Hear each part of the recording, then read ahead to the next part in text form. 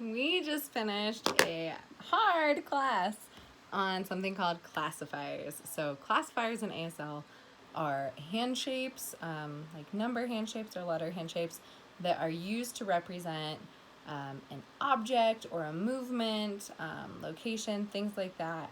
And they don't actually mean anything on their own. They only mean something when you describe it first and put a real sign with it first. So we're going to dive into that, and I can't wait because after this there are some really good knowledge, foundational knowledge points that we've acquired to really put some sentences together that we'll practice next week.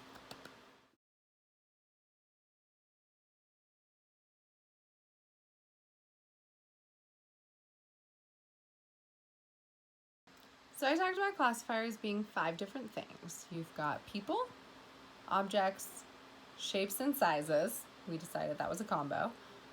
Movement and location, which movement and location are also 2 of our 5 parameters.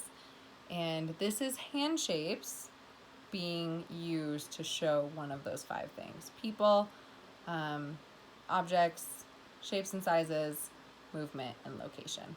I might have said those in a weird order, but that is what our classifiers are going to do. Classifiers are nothing on their own. You have to describe what it is you're going to be talking about first.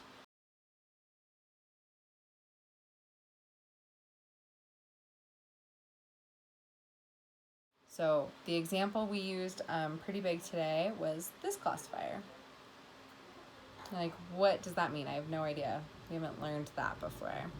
But if I show you I right there, and then my mom right here, it's clear that we walked by each other or we passed each other somehow. I have to tell you what I'm talking about first, though.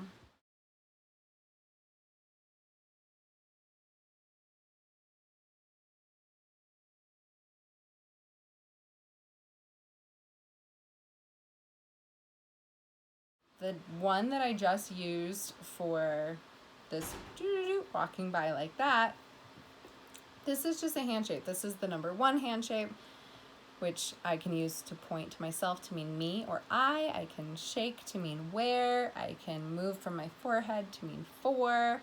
I can do all sorts of things with it. But it's a 1 hand shape. And hand shapes are going to be letters or numbers, generally speaking.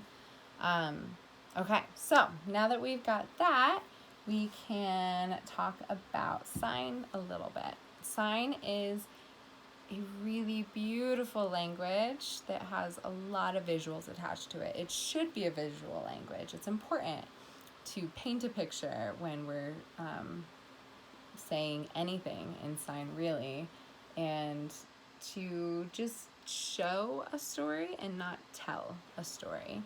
So with that in mind, we want to get rid of some of these words like on, in, under, behind, on top of, pass by, next to, things like that. We don't need those words in sign language. Those are similar. We do have signs like on or next.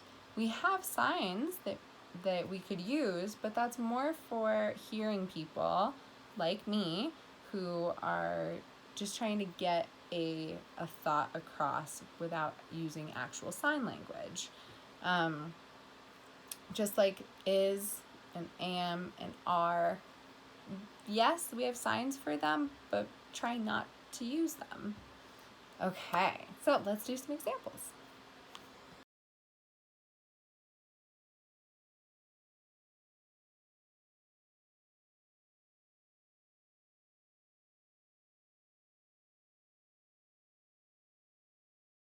If I'm talking about a stop sign and I want to show you the shape of it or what the object is, I'm going to tell you there's a stop, and then I'm going to show you with number 1 hand shapes, there's a sign. It's a lot of angles on that one there, but I'm showing you it's a stop and then trying to describe what the sign looks like. That would be to describe shape. If I want to show you location, maybe I'm trying to say my house is next to the school. So my house here. That's not a sign. This is the classifier. My house here. My school, sign for school. School here. My house is here, but my school here, right next to it. What else do I have? Oh, the car swerving. I like this one. So here's our sign for car. When it's driving, it's swerving. I'm showing you that it's swerving. I'm not telling you. Car, swerving, and then it takes a right-hand turn. I don't have to say the car was driving right turn. I can just show you that it turned. I can also show you that the car turned around and came back. Car is coming, U-turn, comes back. Yeah, we're gonna stop there today because it was a pretty crazy class with a lot of information that is hard to digest. So homework is that we are going to, and I'm gonna get this out a lot faster, which I don't know why I'm telling you now, because when I send it, you'll already know that I get it out faster.